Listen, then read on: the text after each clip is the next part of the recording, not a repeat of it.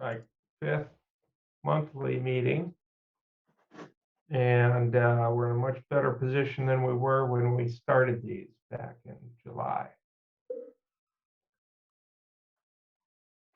This is today's agenda, and I'll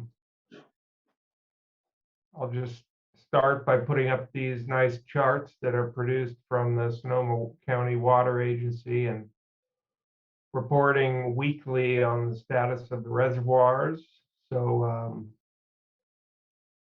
less relevant to us is Lake Sonoma at just about 50%, but Lake Mendocino continues to gain supply.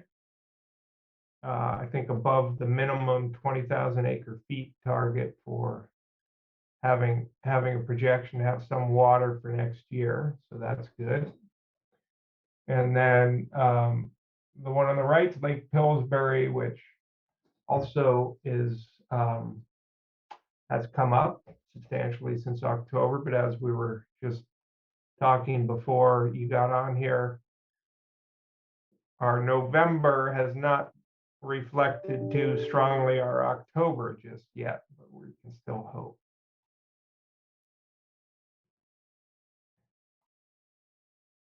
So we just wanted to provide a status update on the coastal water hauling.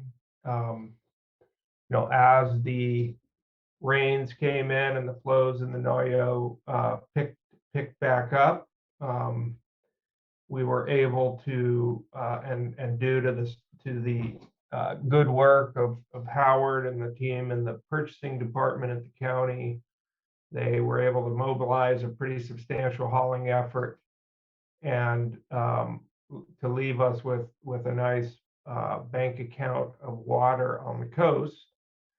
And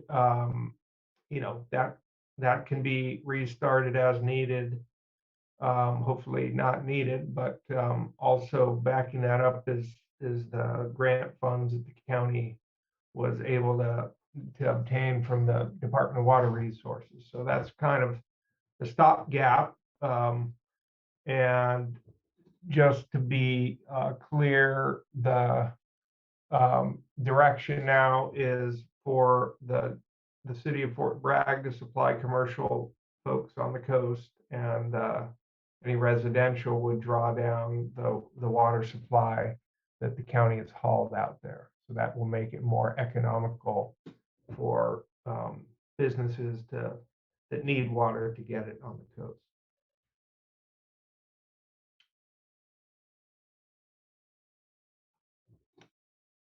A note on drought funding workshop that was held on the 15th of October. This is just for anyone who still might be looking for this information. It's housed on the county's website. There's a drought funding page.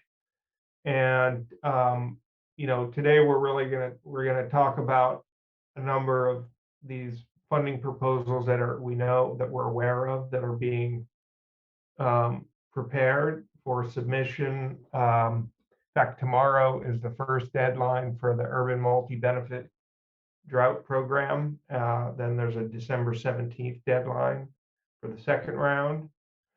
And there were a number of folks who attended the drought funding workshop who were we've since learned have become part of or at least submitted interest in the North Coast Resource Partnership bundled drought urban multi-benefit proposal. I think there was about 5 attendees there who are now going in with that program.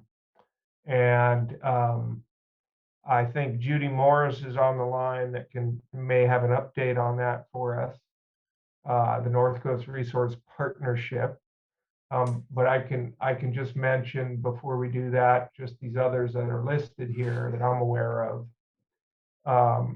And perhaps Howard could also touch more on the county's recently approved contract with Larry Walker and Associates to develop a urban multi-benefit grant application focused on, among other things, a countywide water resiliency plan. We're also aware that the Sonoma County Water Agency is pursuing a grant proposal under that same program that would include funds to support studies on the Potter Valley water supply situation. And I know that at least one, that our GSA has submitted a letter in support of that proposal. So I don't know if you, either of you two, want to mention anything about that. And then finally, the city of Fort Bragg is working on a proposal that would deal with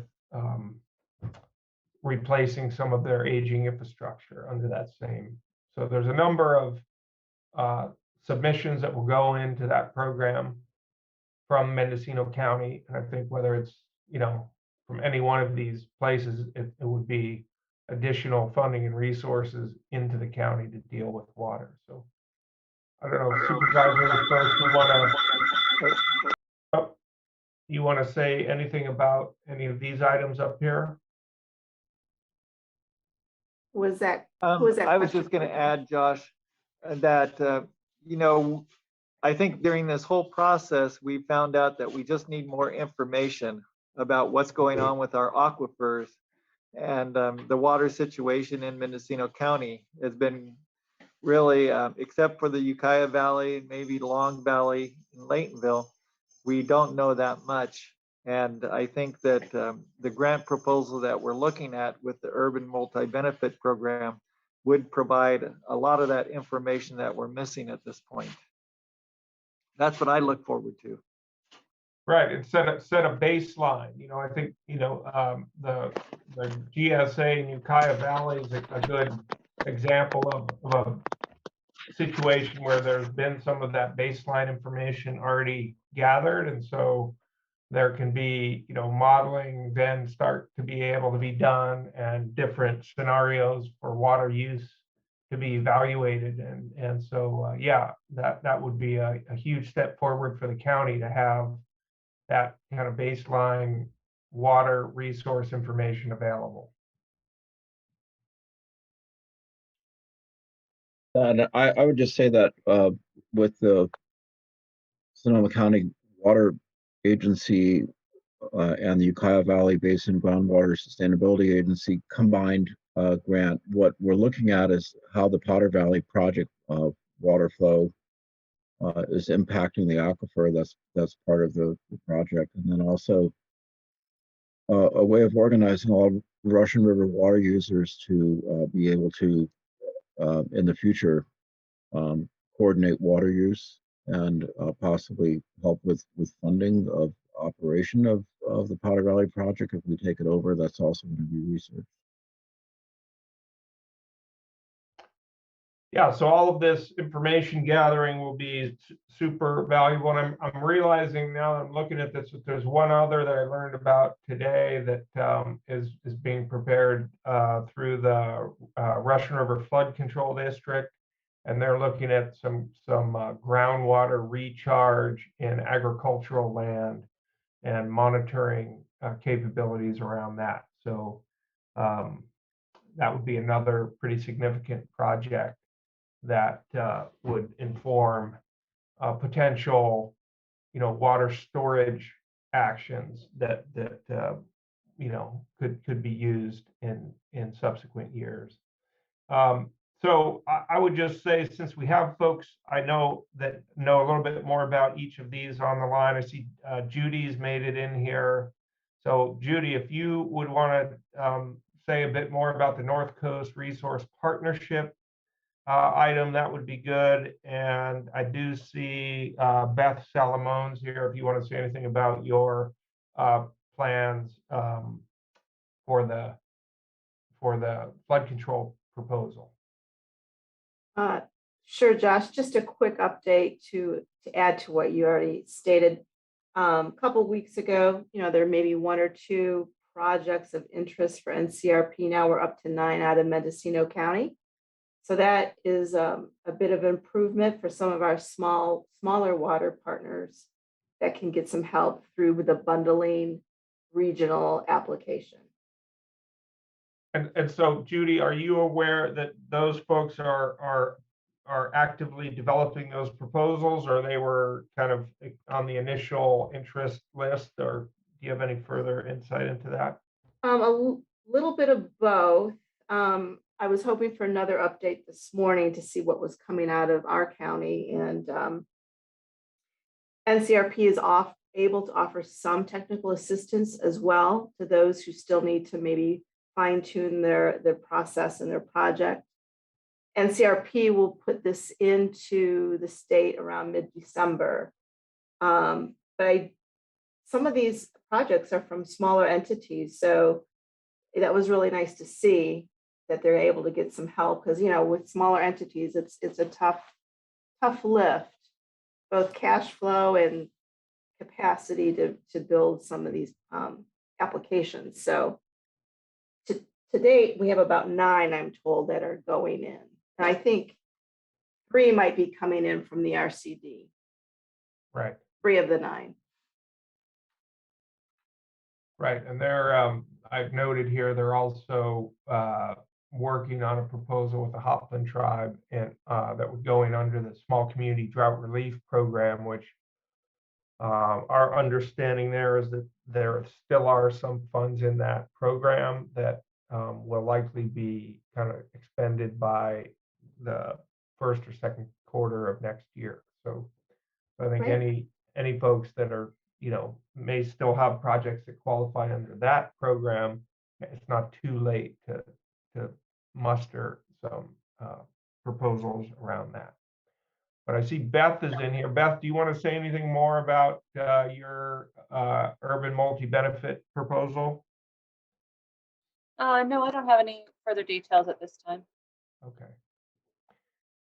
So yeah, so I think this just reflects, the demand for funding, and I think that the work of the ad hoc and the staff and the county and the partners, the RCD,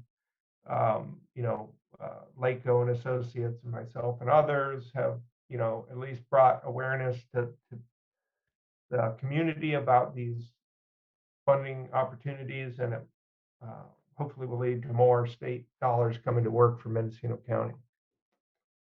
So we'll stay tuned on that.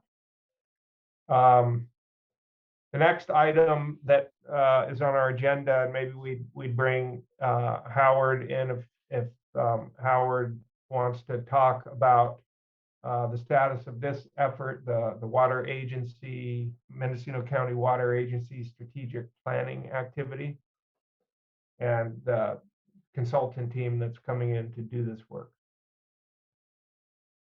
Okay, thanks, Josh. Because we don't have the expertise to really even, there's an old saying out there, I don't know what I don't know. So the county is has hired a GEI who have a lot of expertise in water. Many of their staff served at state and local water agencies. They're undertaking a rigorous scope of work to reach out to stakeholders, talk to the board members, other members of the community, and formulate, as Josh has up there, a new mission and structure, mostly help us with funding, because we don't really have funding for a water agency. And, the hope is that we will have a really good plan and start hiring people and putting the pieces together next year. So with that, I'll just take questions if there's any. Supervisors, do you have any questions on this item? No, I think we heard it pretty well during the board meeting, and we really appreciate Howard's insight and persistence to get this put together.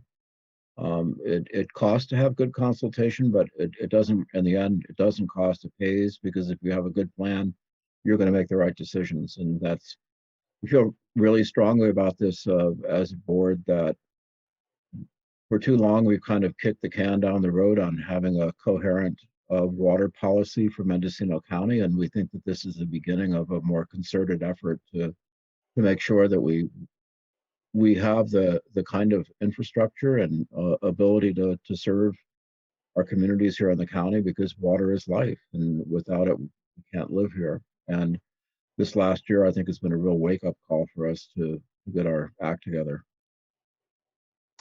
And I just add that if anyone wants more information about the contract, they should go to the November 16th meeting. And we discussed it, and it's also there as an attachment, so you can see what we're talking about. And I really want to thank Howard and the team for getting this going too.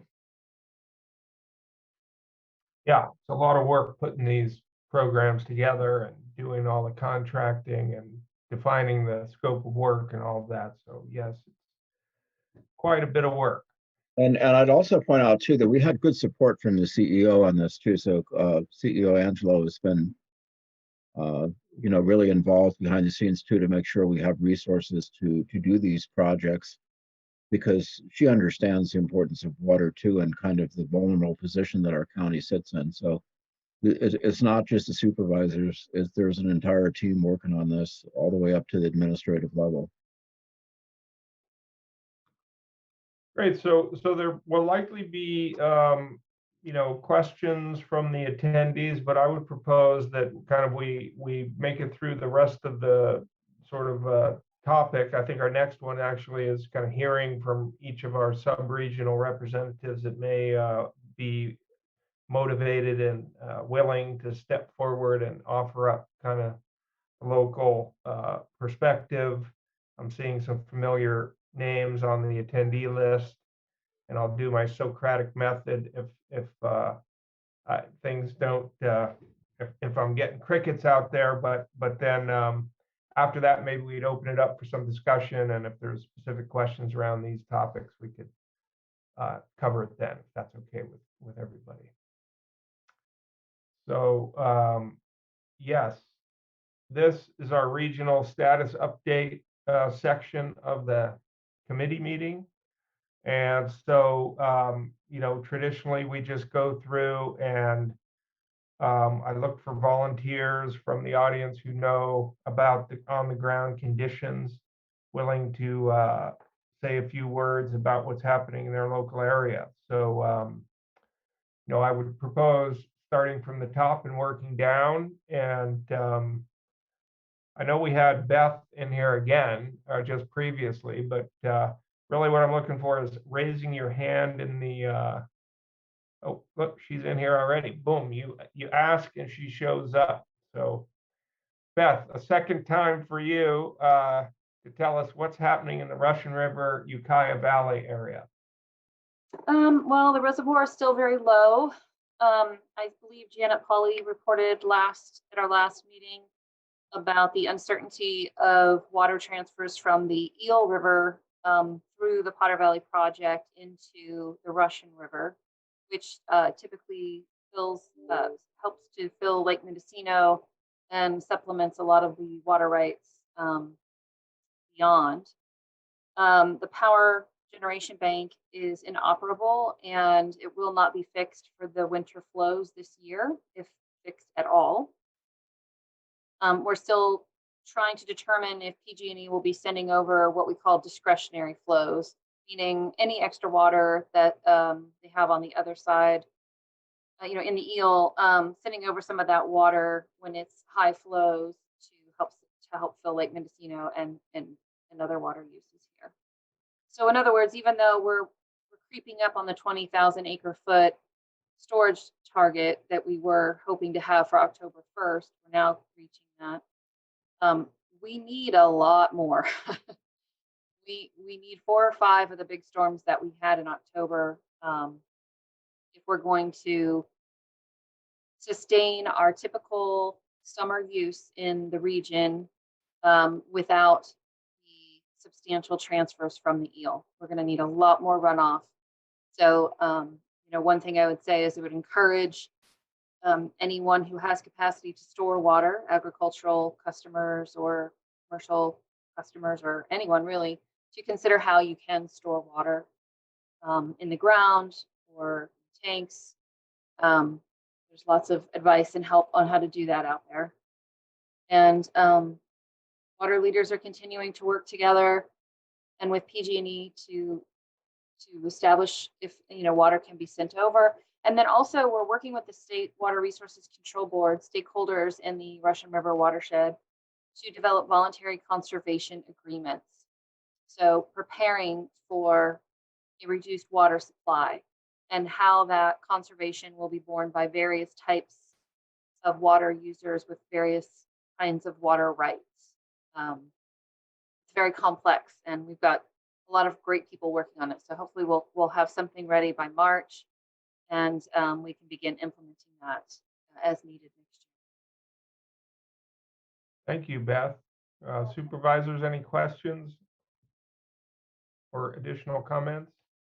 Just again to let everybody know that the Ukiah Valley Basin Sustainable Groundwater Agency has put together their sustainable groundwater management plan, which is in the final stages of review and ready to be submitted probably the beginning of January in 2022. So that's well underway, and that's important because we're meeting all the deadlines the state set for us.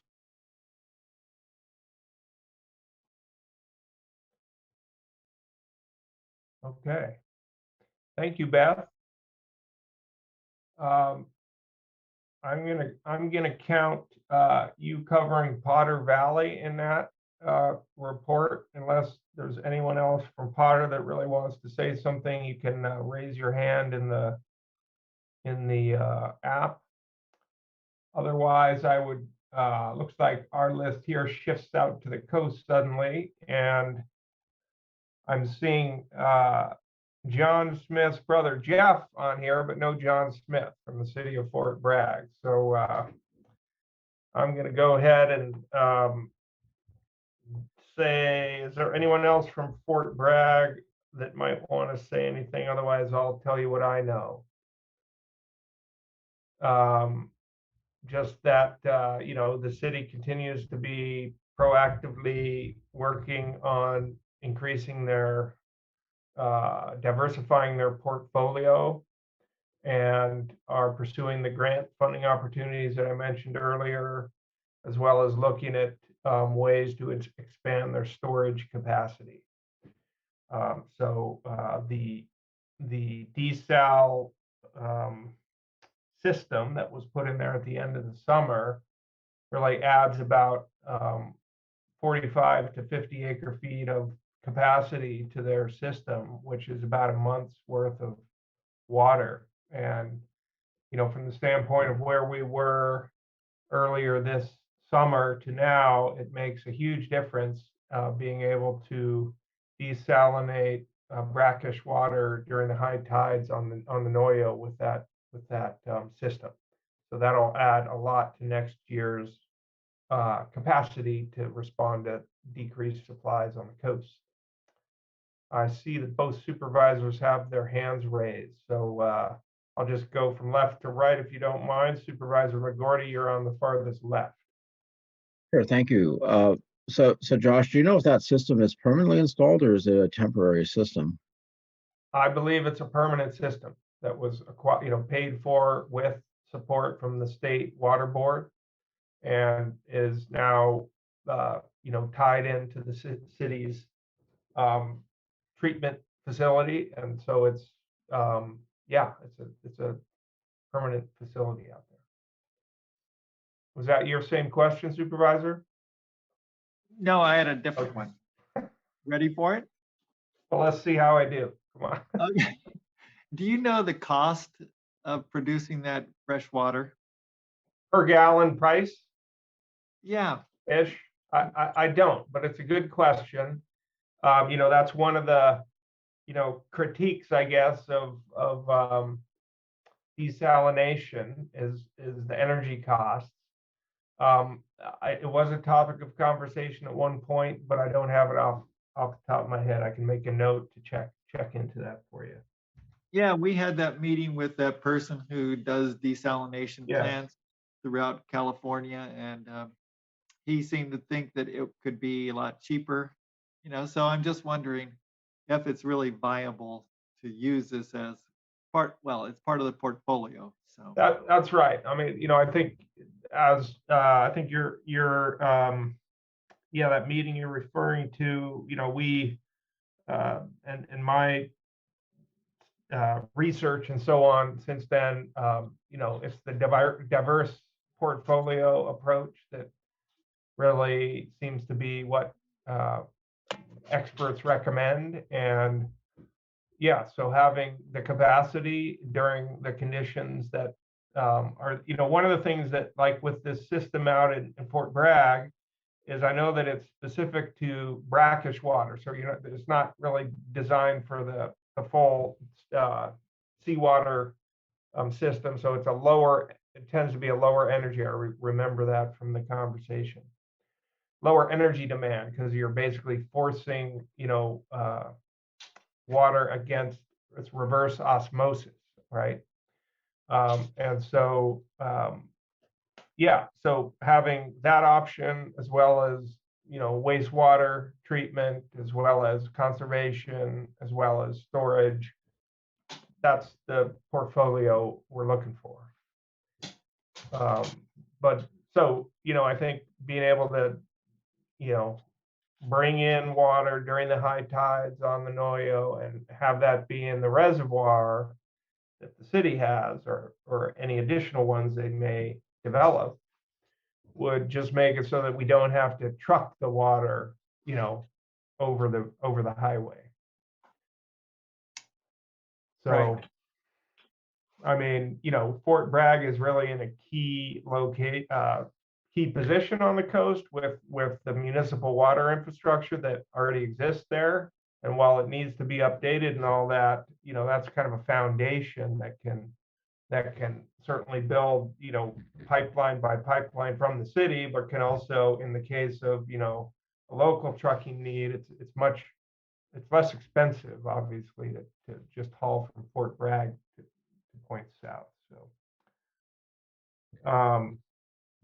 I'll consider that the Fort Bragg update, unless there's any other comments or questions either of you might have. Okay, and then moving south, I can see a few folks from Mendocino, including, it could be Ryan Rhodes there at the MCCSD, but also Jim Sullivan. Either of you two like to come in and give an update? What's happening in Mendocino? Is that Sure. Ryan? This is Ryan. Okay. So, the rains are a welcome sight here. October was incredible, as I'm sure it was other places. I've had multiple reports of people's wells that are recovering.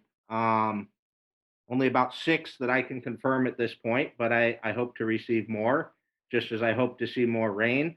But we do still see the water trucks in town. So I know not everybody is back to where they want to be yet. And we're grateful for the fact that Fort Bragg has sufficient water to be able to supply it at an affordable price.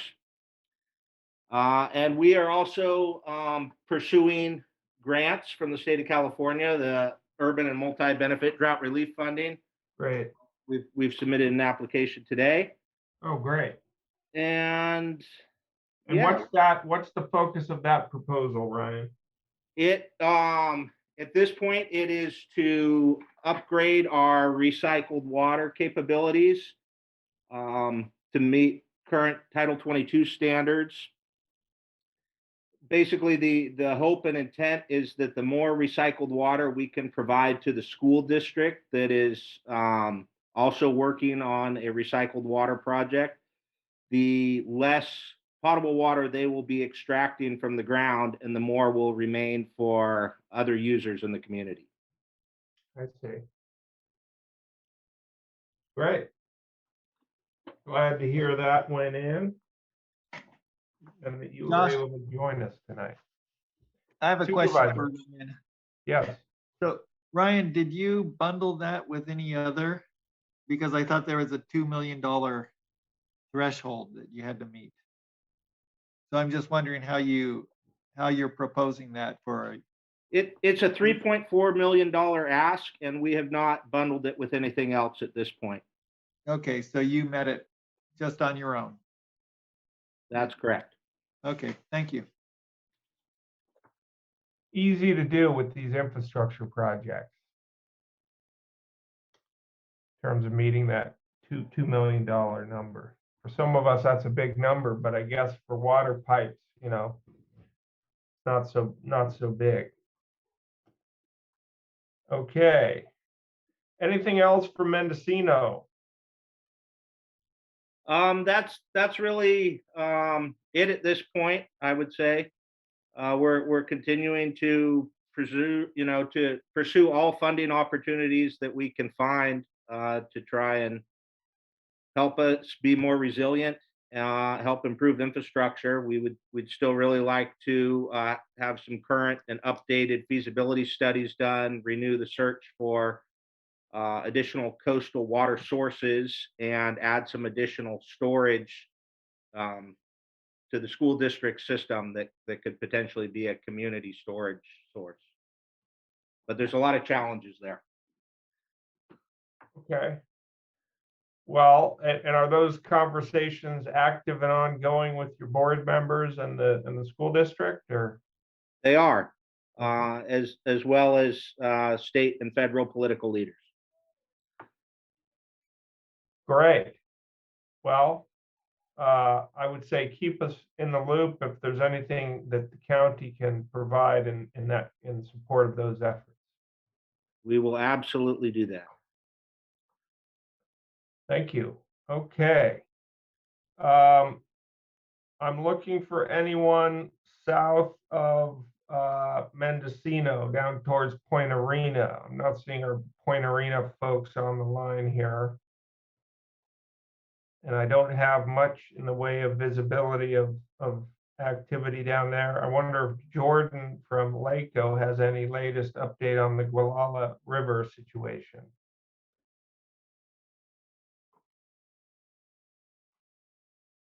Hey, Josh, thank you. Unfortunately, I do not have an update on the Gualala River situation today. I apologize. This is my Socratic method working. Got to do your homework. You're coming to the ad hoc. Well, thanks, Jordan, for showing up. And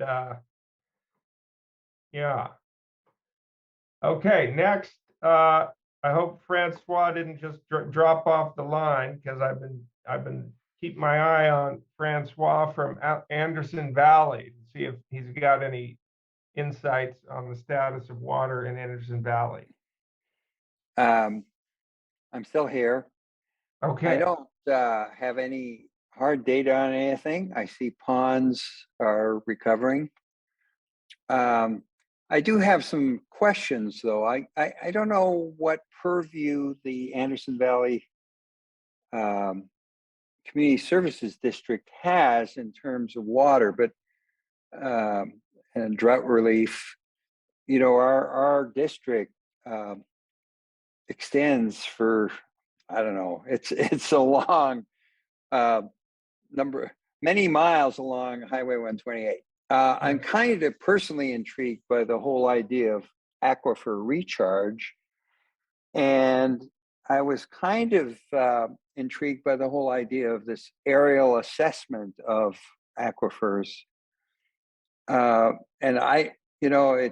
who would we partner with to try to get a grant to do that for the Anderson Valley? And could we come up with a plan to recharge the aquifer when we get these atmospheric rivers coming through? You know, there was many thousands of cubic feet per second of water running down the Navarro to the ocean. And I don't know if there's any way of capturing more of that water and finding a way to get it into the ground, into the aquifer. And I guess I'm a bit of at a loss who to talk to about that. The other thought that I had that came to mind was, I don't know where the county stands in terms of gray water collection and how easy it is for the building department to approve systems, because I mean, it seems to me that this drought situation is going to continue. Anyway, those are my thoughts for today, and I don't know if anybody has any comments on that. Looks like Supervisor McGordy's got some comments. Sure. So those are both good ideas. As far as groundwater recharge, you have to have the right kind of aquifer to be able to recharge. So that's been one of the issues with Anderson Valley, is that it doesn't have a lot of great water-bearing strata, compared to like Ukiah Valley. So that's an issue. So that's why most of the vineyards, first of all, they use modest amounts of water there, but most of their water is stored by forbearance, which is that they transfer water from surface waterways in the winter and store them while things are actively running. So the other way that the vineyard people have been pretty successful at harvesting water is they have like septic systems in reverse, that when the surface water, or I should say the upper strata of the of groundwater are kind of in a saturated state, they'll pump the water into a reservoir, which is kind of pricey, but if you don't have any other source of water, it works, and that's what they've been doing. And it's not regulated by the State Water Resources Control Board, so they don't have to go through quite as elaborate a permitting process in terms of building a reservoir. So those have been some of the ways already that Anderson Valley is looking at things. Gray water is also a good idea, and I'm not sure if Mendocino County has an ordinance or not to allow gray water, and it could be that if we don't, it's something we should do. Sonoma County has a very well-developed one, and it sort of makes sense for people to, even on small scale, be able to recycle some of their water from the home. I don't know if can you still hear me? Yes. Yeah, okay. So interesting report. I was talking to the manager of a large winery here in the Anderson Valley, and I was asking him about whether they had a plan if we were going to have drought next year, and he said they didn't. But what he told me, I found rather interesting, is that yes, he does draw water from I guess the Navarro, but he's restricted in terms of what months he can do it in. So we had a big storm in October, but my understanding from him is that he couldn't draw. The State Water Board doesn't let him draw in October, so he was kind of hamstrung that way. And I don't know if there's anything to do about that, but I really appreciate you telling me about the supervisor, about the type of geology and aquifer that we have here, because then I'm not going to spin my wheels and try to pursue trying to recharge the aquifer if that's not going to be a good plan. So I assume that the best strategy for us are more ponds and storing water when it becomes available. Yeah, so already Anderson Valley, in a study that Josh and I did in 2012, 2013, Anderson Valley has about 130 ponds, most of them quite small, but they supply most of the water for the vineyard industry. There's very little direct pumping out of waterways. Almost all of it's done on forbearance, meaning they transfer water in the winter when there's high stream flow, because it's prime salmonid habitat, so they don't want to be putting an endangered species at risk. But they're pulling it out of the Navarro, is that right? In some cases. Or creeks. Yeah. Yeah. Which is fine. I mean, I think the fish are well protected under those conditions. So there is you bring up a really interesting point about trying to have more flexible forecasting for diversions and releases, which Lake Mendocino is, and the Army Corps of Engineers finally implemented what's called FARO, which Beth's on the line. She can tell me what that acronym is exactly. But it's meaning basically in the olden days, they just worked by a calendar, and the 15th of March, they always let water out because that's what you had to do as part of the flood control. And the drought about 10 years ago, that they basically let out enough water for the city of Ukiah for a year, and then it didn't rain. So that's why we have to have more real-time kind of reaction to what's going on with our water situations, because the way that the future is predicted is that we can plan on average 3 or 4 big storms a year, and then a lot of drizzle in between. So we have to be able to move quickly when those things occur, if we're going to do groundwater storage or other activities like forbearance, where we transfer water when it's not going to harm the other endangered species and things in the watershed. I see, thank you, Supervisor. I see Supervisor Hashak had his hand up there. Yeah, I just wanted to thank Francois for bringing up those issues, and I think that the ad hoc needs to, do a lot of work on conservation too, and to see what we can do as far as the gray water and other conservation methods. So those are points that I think we can do a lot of work on. The other the conservation is a good point. The other issue I think here, I don't know to what degree, but people are still using water to prevent frost in the vineyards. And given where we're at, it may be better to encourage people to use fans, but there are no fan clubs out here. People are pretty against fans, but my understanding is that there are newer types of fans that are quieter than the old style. But seems to me that it's kind of misguided to be using water to do frost control unless you're kind of stuck with that being the only method to do it. Oh, I can see Supervisor McGordy's got his hand back up. He's got things to say about frost water. Great. Yeah, so I did a bit of research actually in Anderson Valley looking for alternatives to using water, and we came up with a way of kind of manipulating the microflora that's on the leaves of plants. There's a bacterium, Pseudomonas syringae, that causes frost or ice particles to form, and if you can stop it from growing, you can also reduce the temperature at which things will freeze. And we ran a trial for several years, and which typically happened in a lot of my trials, whatever plague I was looking for, it didn't show up. So we we didn't have any frost the years that I was doing these fairly large scale trials that were covering acres, and I was doing with Rotor Estate, and they asked me if I could continue with my work to infinity, because as long as I was working, there was great frost. But we did show in the lab.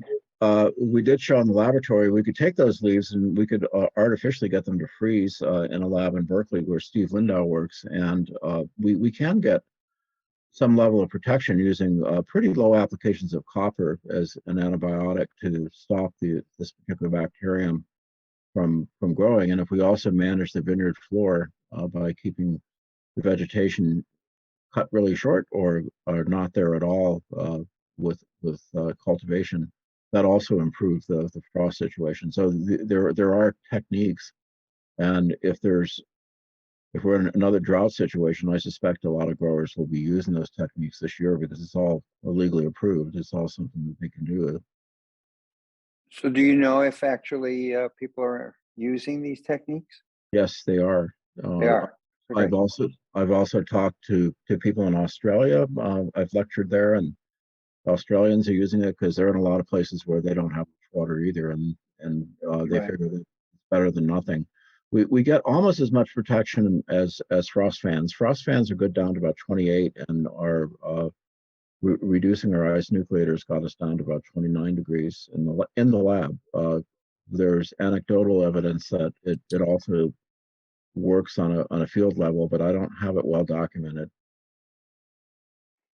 Thank you for informing me on this. I appreciate it. Maybe you can work on the fan club there, Francois, and then we'll go ahead and I think it's So, called a FANG the club. fan club. Okay. Well, thank you for the input and discussion and joining the call. I think we'll move now a little bit north up towards your neck of the woods, Supervisor Hashak, for the Willits Brook Trails report. I'm not seeing Tamara on the line, but I do see John Almeida there, and I'm sure he's got a few things to say. Is there anyone else from that neck of the woods that has an update? John, this is your moment. Can you hear me now? Yep, Thank Good you. to- So good to see you. what I did want to comment on, means I know how important Lake Mendocino is. My comment is my understanding that PG&E has abandoned using their generators in the Potter Valley project, and that they're using a bypass for water. So your recharge rate is smaller because the bypass is cutting the flow. Correct. My question is, how about requesting that if PG&E is going to abandon this system, to pull those generators or generator, I don't know how many they have there, cap them with plates, open the main line of the flow back up so that we can recharge Lake Mendocino quicker, because we may not have many good storms and have the allowable amount of water coming that they'll let us transfer over. So during these times, we want to be able to transfer as much as possible, pulling those generators out, eliminating the bypass, letting the flow go back into the big line so that we can have a quicker recharge to Lake Mendocinos. I think you're just laying out Beth and Glenn's, dream game plan there. But I know Glenn's got his hand up. I think that's, ideally from the water supply perspective, having that capacity would be great. There's a lot of, complexities in making that happen. But Glenn, I know, has a lot to say on this topic. Yeah, so it's very complicated because of the water right. The water right that PG&E has is to generate power, and it's basically granted to them from FERC, the Federal Energy Regulation Commission. So if they're not generating power, technically speaking, they're not really supposed to be letting water through. There's an agreement to allow a small amount of about 45 cubic feet per second through a bypass arrangement that they have, where they're not running the generators. And by the way, they really haven't abandoned the system. It seems like that, but they're still technically on the hook to operate the plant at some point. And this is something that's ongoing in terms of what's going to happen next. We don't know, but they still have to maintain that facility and come up with a plan to do so. If they were to utilize the bypass valve as much as it could possibly take, it could take 130 cubic feet per second, and that would greatly help recharging Lake Mendocino. My understanding is that PG&E is a little nervous that if they were to do that and they weren't generating power, that they might get sued by the Friends of the Eel or some other environmental group for transferring water from the Eel River system, not really following the spirit of what the purpose is, which is to generate power. So that's kind of where they're at. And there's discussions about what might be done, but we don't really have a concrete plan yet. Beth, I don't know if you want to add anything to it, but that's what I know. I think it's a fair statement to say this is a long story with a series of chapters, and now we're moving into towards the climax of the story, perhaps, but at least another chapter. So I think the efforts of you know, the Sonoma County Water Agency, the Potter Valley Irrigation District, the Inland Water and Power Commission, all the parties at the table are gonna help write that story. So good input, John. Thank you for that. I don't know, Supervisor Hashak, you want to say anything about Willits or the Little Lake Valley that's more specific to that area? Well, I don't know the specifics about how much water they have, but I haven't heard any real concerns lately. So no news is good news in the water That's world, right. I guess. And John, what are you hearing about wells and so forth? Are they coming back? I know there were some concerns of dry wells around Willits and Little Lake Valley area.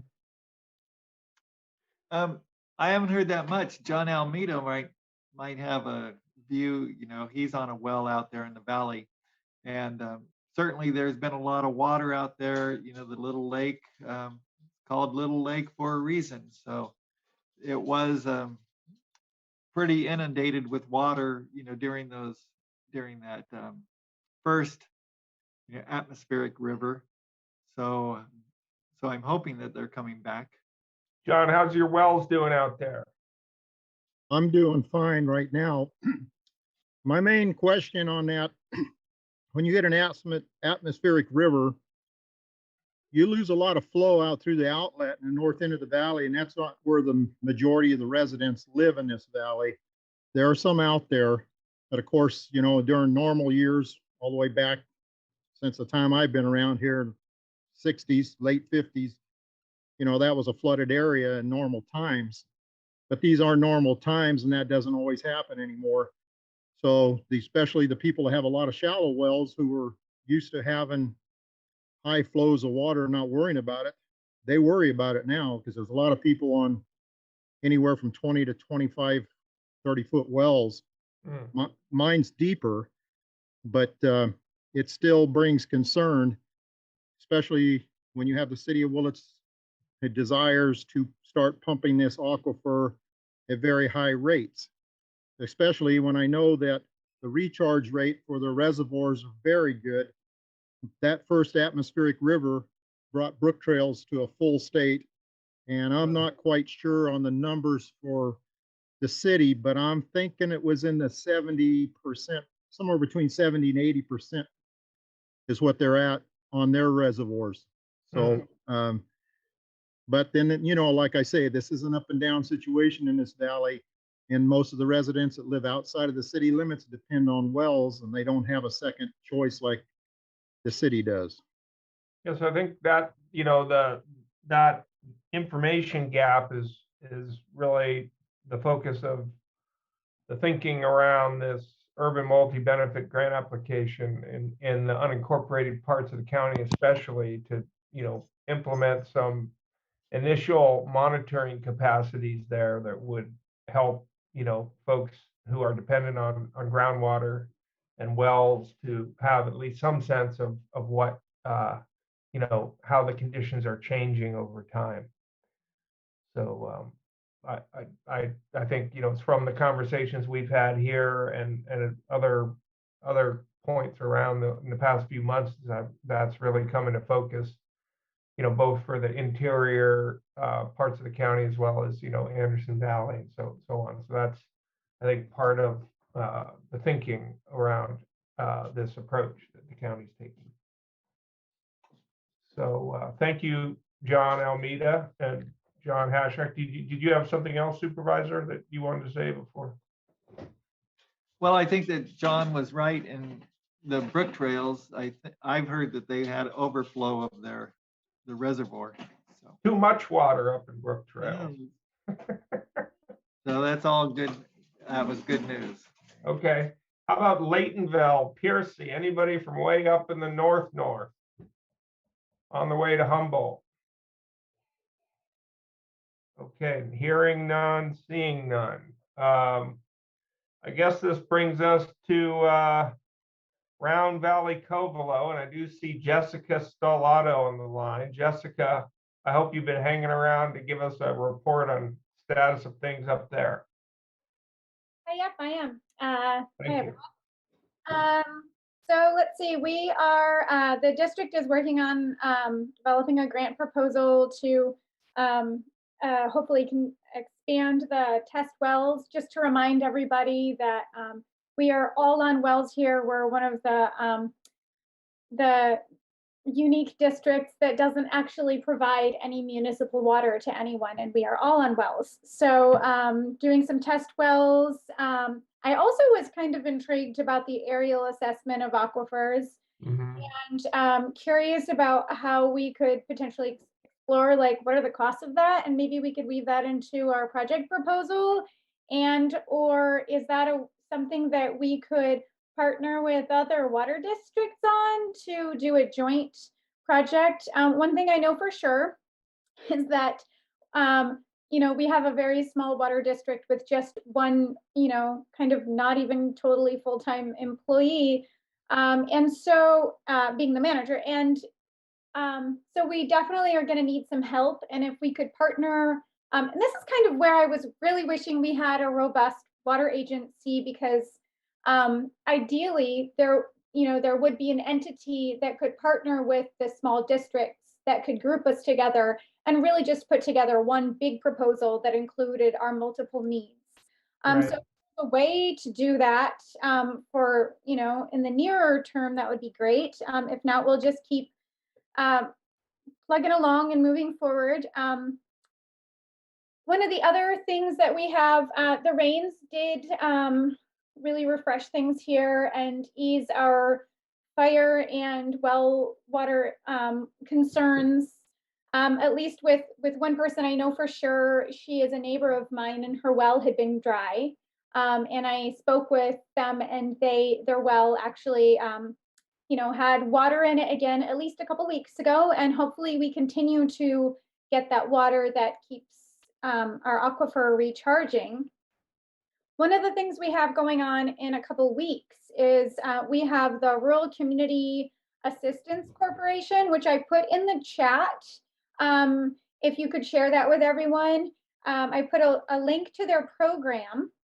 They are coming to do some well assessments for like 12 individuals over a few days here. We're trying to, collect people in bundle groups. I noticed one person who had signed up was actually from the town of Mendocino. So I really wanted to make sure, I wanted to get them up here for us first to establish that relationship. And I hope to bring them back with other groups of wells to be tested periodically into the future. But I also wanted to share that with everyone else in the county, because they provide a really valuable service in assessing people's wells, from the well to the faucet, and giving people some feedback of improvements that might be needed and things like that. And they also have another program that for wells that are actually going dry, they provide financial assistance, either by a loan or for low-income families, a grant. So they will be able to help people, address dry wells as well. So that's exciting that they'll be here. And one of my neighbor whose well is going dry is on that list to be assessed. And that way she'll be in their system. And when it goes dry, she'll know exactly what to do and get some help really quickly. And I want to make sure we all tap into them. They're very kind people.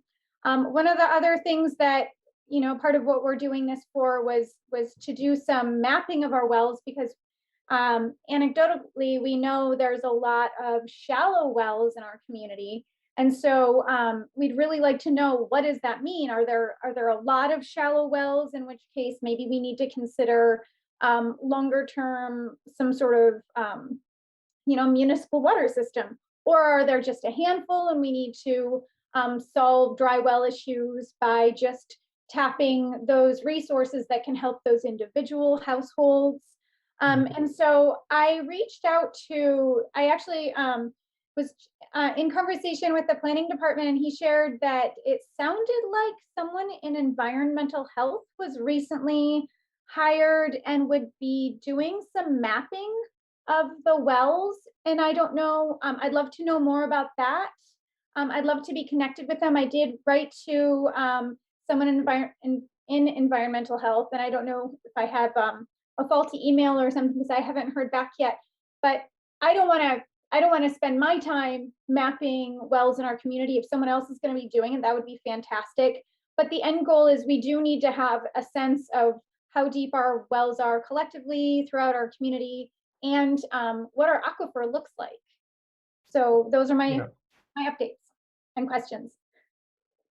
Thank you, Jessica. As usual, a wealth of information for what's happening up there. I think the community is lucky to have you there. Thank you. I don't know, let's see if supervisors first, do you have any comments or thoughts here for Jessica? Well, my thought is, I just want to make sure that what's happening in Covelo is coordinated with what the county's doing with the urban multi-benefit grant. Yeah, so that, at least from my input there, has always been part of the plan that some of the items that you've listed off there, Jessica, could become part of this scope of work defined in the grant proposal. I think that activity of getting down to the sort of details of each kind of project is going to be happening over the next couple weeks, and so I've made notes of those items, and I think we get back to you with questions when the time is right, or bring you into the conversation. Awesome. And just for your awareness, the next water district meeting will be held on Tuesday, November 30th at 7 p.m. up here on Zoom. So that'd be a great time to have information if possible. What time is that? 7 p.m. On November 30th. It's a Tuesday. It's an irregular day because of Thanksgiving. Right. Okay. I see the clerk of the board has your hand raised. Is that Anthony? This is, I just want to let everybody know about the link that Jessica was speaking of. If they click the Q&A button at the bottom, they can find that link there. Okay. Cool, thank you. And I see a question from Jim Sullivan around there. Is the water quality testing part of the recaps well service? So maybe that's answered on the website, or I don't know if you have any awareness of that, Jessica. I don't know what that is, so maybe I don't know. Sorry. All right. I'd say start with the website, Jim, and we'll see if we can find any more information out about that for you. But I like this RCAC. I'm going to look more into that too. So it's a free well testing service, and they want to help us. So great. Yeah. Great. Okay. So I think that's a pretty good roundup of the county. I know there's a few little spots here and there. Branscom's kind of left out, Westport, but hopefully one of these days we'll get some updates from those areas. But I think that provides a good summary of what's happening around the county. And then here would be our general Q&A section where we would welcome further discussion from the participants. So if you have more questions or topics that were not already discussed, please raise your hand. And we like to try to keep comments to about 3 minutes. If you have to go a little long, that's okay. At least we're on till 5:30 tonight. So I see John Almeida, and I also see Jim Sullivan. So John, since you were already online, let's take Jim first, and then John next, if that's okay. Oh, it looks like we got John in here. Okay, Jim Sullivan. Okay. Can you hear me, Josh? Yes. Yeah. Oh, we lost you. Okay, now you're back. Am I there? Yes, you're back. Okay. Yeah, I just wanted to follow up with that question that I posted. I was just curious if RCAP water quality is as much important as water quantity when it comes to public health. So I'd be curious to see if they would be including that as part of the service that they provide. Yeah, it looks like it, Jim. I'm looking right at it here, and right in their first couple paragraphs, they're talking water quality, and they say RCAC offers private well owners free well assessments and water quality screening for nitrate in specific regions in California. Yeah, especially with shallow wells, nitrate would definitely be one of the things I'd be looking at, but I'd also be looking at like total coliform and E. coli. That would be a very good indicator of the condition of the well, and if it's a shallow aquifer, if there's direct conduit or connection with the surface waters. I think that's important for everyone in the county to know. Okay. Well, yeah, this is a great resource that I wasn't aware of, so I'm going to be looking more into this. Thank you. Yeah, thank you. Okay, John Almeida.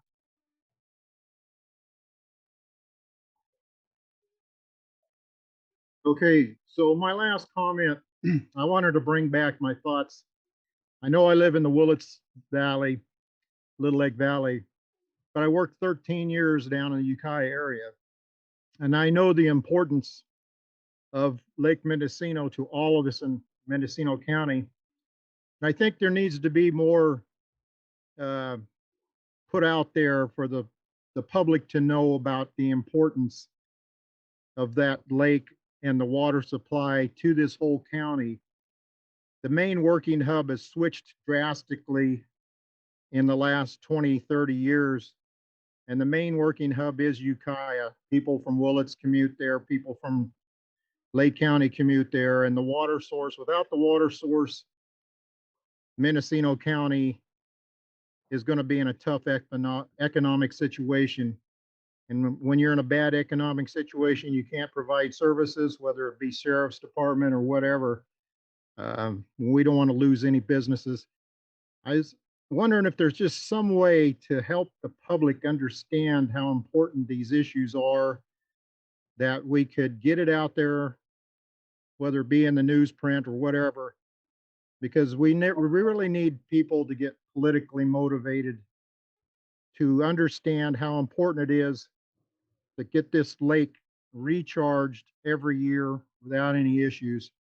And really think that's important. And that's why I think this winter, it's really important to make sure that we can get this lake recharged, whether we got to put some money out to help PG&E or talk to whatever agencies we need to talk to get things to where we can have higher flows and get the recharge so we don't go through what we did last year. Thank you. Thank you, John. I think you're singing the tune that I like, and I appreciate you bringing it up here. It just helps when in the conversations I've been having with people, that I'm sure the supervisors agree. So Supervisor McGordy. Well, John's absolutely right. And one of the things that was very interesting is that recently there was a letter from Farm Bureau to Congressman Huffman talking about the importance of Lake Mendocino and keeping the Eel River diversion going. And they had over 750 people co-signed the letter, and that was over like about a week and a half period. So it's obviously very much on people's minds here. And what was interesting was that they were waiting to get the signatures to send it to the congressman, and he got a hold of a copy of the letter and responded before they even sent the letter on to him. So this is going to the very highest levels in terms of concern about Lake Mendocino and keeping a sustainable water supply. And John's absolutely right. I mean, the city of Ukiah has a population of about 16,000 people who technically live inside of the city, but by day there's almost 40,000 people in town doing government business, education, commerce, or just passing.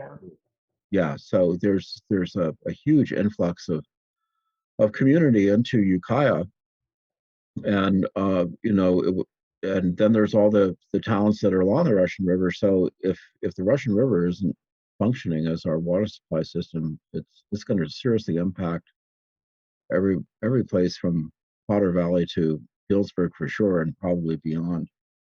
It's that important to the well-being of the North Coast. So it's certainly a very high priority, I think, for Supervisor Paschak and myself. It's something that we discuss at the board periodically, and we're certainly, it's on the always in the back of our mind about making sure that we keep our water supply intact.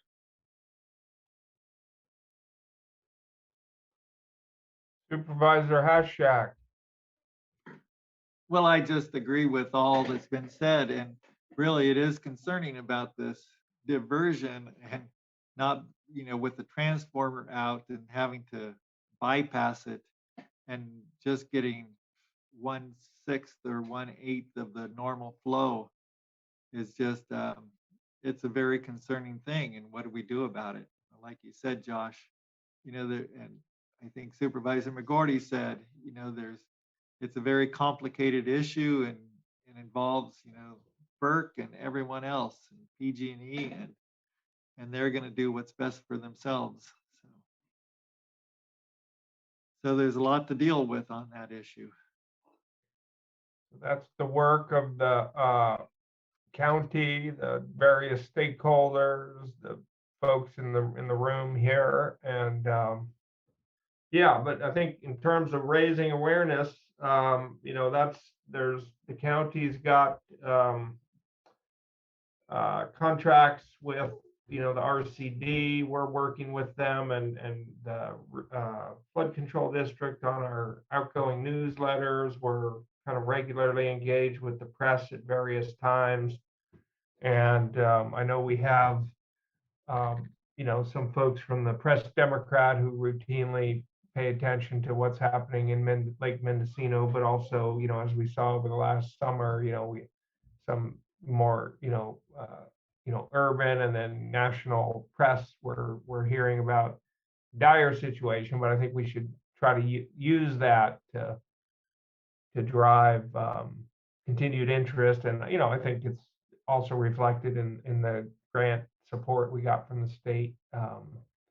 So all of that, I think, will contribute to us being able to, secure water. And so there's work to do, but we've also, I think, built a really strong capacity, stronger at least than it seems like when I showed up here earlier in the summer. I think there's been a lot of accomplishments, not of my own doing, but really led by the supervisors and by the county staff, who have really worked hard to make things happen just this summer. And it seems like a lot of people going around, county staff, and of course the contractors to support them, but a lot of people going around saying, we don't want to do that again. So hopefully that all can lead to better situation. So I do see we got a few minutes left. Francois's got some refined thinking from his earlier comments. So Francois, welcome back to the program.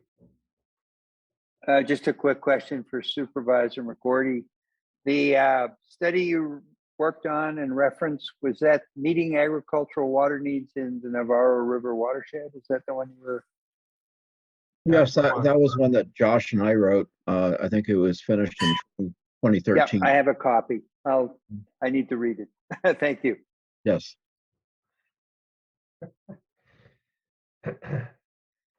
Glad to see the work getting some new readers. Yeah. It's interesting to see how when things you do years ago kind of have a sustaining value. So hey, it's nice. A classic. No, they are classic. So we do these watershed assessments, and they're difficult to do. They're expensive to do. So they become sort of like reference articles that are looked at, and certainly that's been the case of the the agricultural water assessment that we did for the Russian River watershed is cited quite often when you look through like the initial study that we did for sustainable groundwater management in the Well, I think that River the Valley. last water study for Long Valley was in 1985, and that's the one they still reference. Yeah, The so seminal work. yeah, they don't get done too often because, as I said, they're expensive to do. So that was Shari Summerstrom who did that, and you know, she kind of went around the county at different basins and looked at them. So at least it was something. So it's time to update that, especially given the increase in population and climate change that's occurred since then. Yeah, so that I think is a fitting kind of wrap around to this idea of a county-wide water resiliency strategy that would sort of build on all of these various products. There's others like the Russian River Integrated Watershed Management Plan, the North Coast Regional Integrated Watershed Management Plans that are out there, but they all do need to be kind of periodically updated. You know, I think there's, if you look at, you know, general plans of cities and counties, they're kind of on a 5-year cycle, ideally, where they're kind of getting updated between every 5 and 10 years. But you know, especially as we're dealing with climate change and population dynamics and all of that stuff. So I'm hopeful that the product that we can produce with Larry Walker and the county team, LACO and others participating will be funded so that we can do some of that work for the county. That would really be, I think, foundational for, you know, setting a course of you know, decade-long resilience kind of activities. So we'll stay hopeful on that one. I think as we're wrapping up here, maybe we'll flip back really to the beginning and just see that we do have another date pretty quickly upcoming on the 9th for one of these meetings. And I guess we'll see if there's any cause for change there, but it seems like we might have some more information on a couple of these projects, and just have a last chance to touch base before the end of the calendar year anyhow. So I'll ask one more time for any questions or comments from the attendees before looking to the supervisors for a motion to adjourn. Well, I just want to thank everyone for participating today, and you know, have a great Thanksgiving. Absolutely, and thank you, Josh, for organizing and emceeing our meeting. Yeah. Very much appreciate it. And we are thankful for the water that we have gotten so far this year. Absolutely. It's been like New Zealand out there lately. I go for walks almost every morning with my dogs, and everything's green, and it's kind of misty, and it's not too cold, and it's just lovely. I've really been loving it. Yeah, indeed. Well, until next time. All right. Okay, bye-bye. Take care. Bye.